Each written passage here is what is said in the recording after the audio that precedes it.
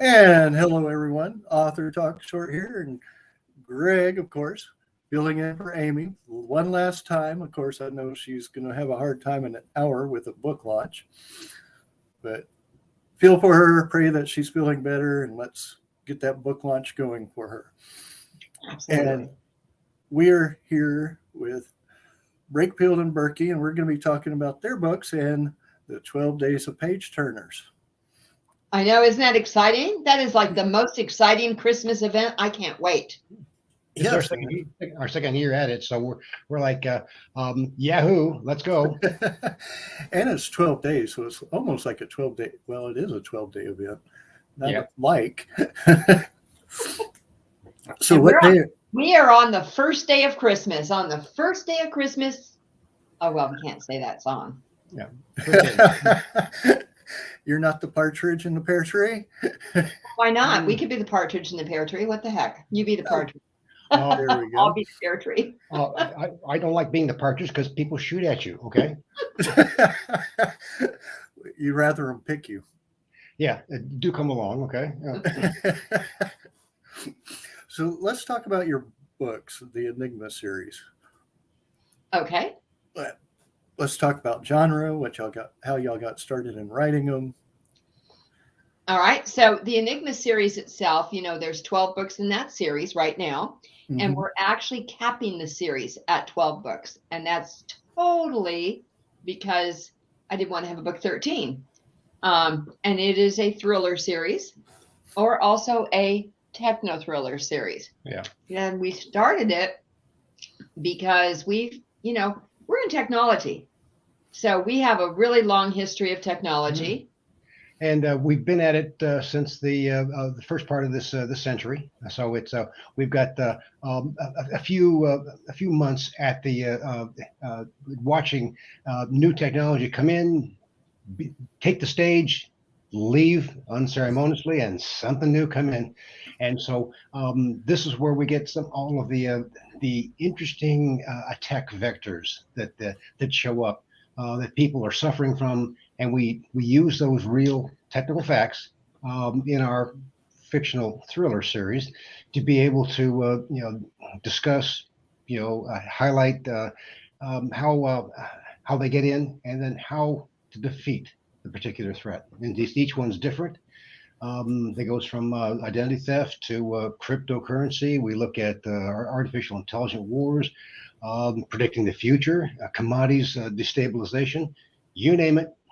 We've got an attack vector in the book series to be able to entertain, amuse, and delight. Now, I have to say, since you started at the beginning of the century, you've got to, after the differences in technology from then and now is even still amazing. Well, it's stunning. And the very first book that we did get out, we delivered in about 10 years ago in 2012.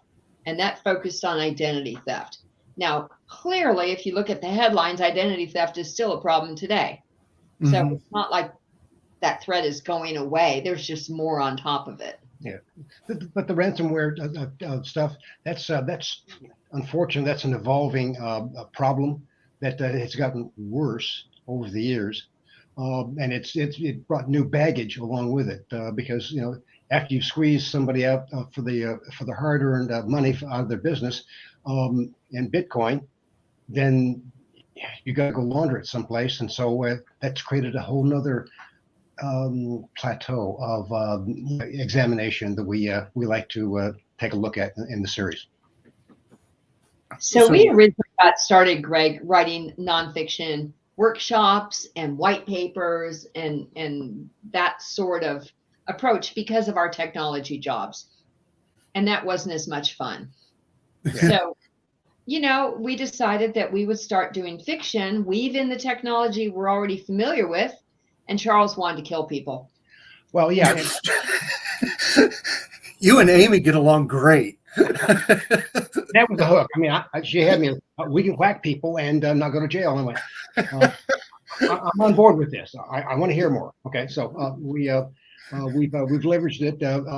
I get humored, and so Roxanne goes, "Okay, here's somebody that remember that guy that ticked us off, and yeah, okay, all right, he's our new victim. All right, we're gonna whack him on this book, okay?" So we've gotten even with all the people that have done us a disservice throughout our professional careers. So it's a really easy formula if you take it down to the lowest level. It's the cyber good guys versus the cyber slum and slime and creeps that we all don't like. And the heroes have to win.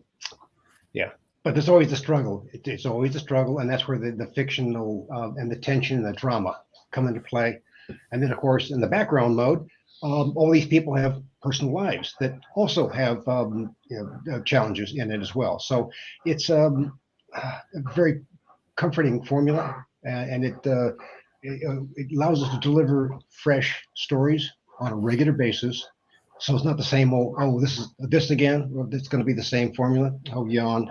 Do come along. So we try to keep them fresh. We try to keep the stories self-contained, so that if I only get you for one story, that story doesn't depend upon you going back and reading the whole series. We want it to be a satisfying read. And that was going to be one of my questions. Can you just pick up any book and start from there, or do you have to read the whole series? Well, the characters evolve over the series. They grow up, they change, they have relationships, they break relationships and so forth. But truly, we wrote them specifically so each book is satisfying on its own. Agreed. Yeah. So that's actually a good concept to have. So it's like you can pick up any book, but it's really good to read the whole series, but you can start just about anywhere if you wanted to. Right. Agreed. Yeah. Now, what inspired you, other than wanting to kill people in the work, what inspired you to get into these stories? Was there something that triggered it, or? Well, yeah, I mean, we see in our regular day-to-day jobs, technical threats coming in. We're having to defend against them.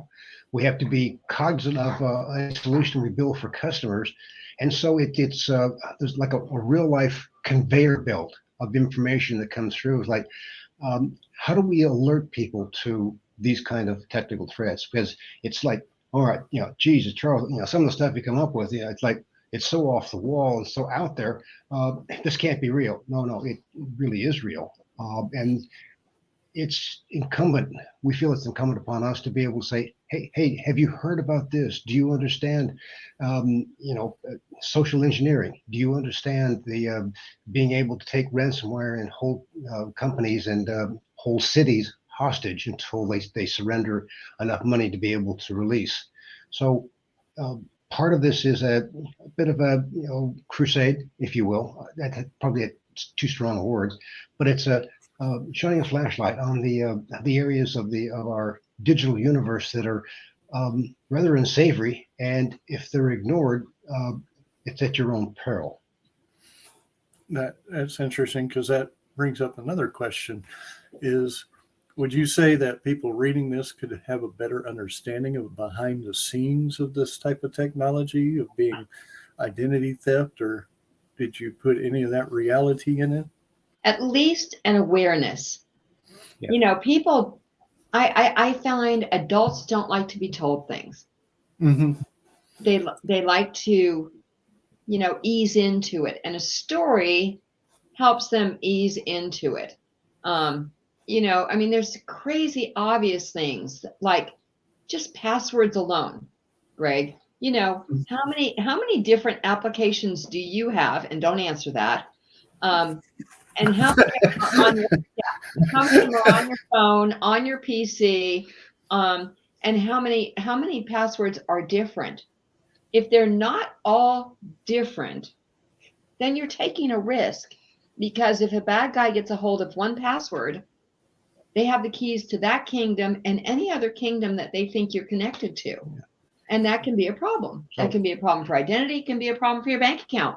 So the books are not designed to be textbooks. They're not designed to be able to teach you, here's all the neat junk that we've learned over yada yada years. It's subtext. It's awareness, to Rox's point, and just simple things, for you to be able to consider. Change the passwords on a regular basis. Use two-factor authentication. Use passphrases instead of passwords. Passwords that are easily deduced from your social media postings. Something a little more intricate, like I need to buy rat poison to kill the other neighbor because he parked his car in my lawn again. Something like that. That's really hard to guess when you put that in as a passphrase for your security. So those are the kind of things that we highlight, and we poke fun at the technology world that we're in, because sometimes people look at us and say, do you understand anything that's going on? This all sounds like nonsense. I go, well, mostly it is nonsense, because it'll change in 18 months, because there's going to be a technology refresh every 18 months. And stuff or sooner. And the stuff I'm trained on from the 1990s, nobody's even heard of it anymore. I got engineering for stuff that's like technology. I'm like, huh? What does it do? Well, it doesn't matter, because it's always changing. So, which brings us back to these story threads. We got gobs of great material coming in that we can use for new stories. Very true. Now, y'all are going to be on December 1st. Yep. That's right. Yep. Without telling us what the special is going to be, can you give us a hint of what y'all might be doing for y'all's Christmas special? Well, Christmas, is all about gift giving. Yeah. Mm-hmm. And so gift giving to me means that I'm going to find a deal that I can't find anywhere else. I'm going to get something for a bargain. And so that's really what we're going to be doing. And you have to remember, Greg, that our stories, at least in this series, are available in ebooks. They're available in paperback, and they're available in audiobook. And so, if you kind of mull over that and put that combination together, and then you add in the short stories, right? Oh yeah. Stories, yeah. So we have short stories too, which are backstories. Yeah, they help plug some of the story thread gaps. I mean, sometimes you write a book, and when we get this comment, can you tell me more about this character? Why wasn't there more about that one? Well, the book didn't lend itself to it. So sometimes we take those characters and give them their own short story to help bring them, highlight them in a context, and then say this is, and then it makes you get the backstory for why they were in that particular big books. So kind of a fun exercise. We've got kind of hooked on it, and it's a lot of fun. We got a couple new ones coming out for this year, by the way. One of them will be with any luck launched on the day of Madam Burkey's birthday. Well, or the first day of Christmas. Or the first day of Christmas. There you go. That's one of the main things. Now, where can people find y'all at? So people can go to enigmaseries.com, enigmaseries.com, and you can get samples of all of our stories at that location. And the other thing is, we are really a giving kind of authors. And so if you go for the free stuff, there are downloads that people can get for things like how to do better passwords, some fun things. In the technology world, there's an awful lot of acronyms. And so we poke fun at that. That's one of the ways that Charles had mentioned, we poke fun at different things. So we have a specialized terms out there that people can download for free. I think there's a coloring book out there still. And that's right. So you can take a look, download, get samples of all the stories in PDF. The audios are out there, and the book trailers. Oh my goodness.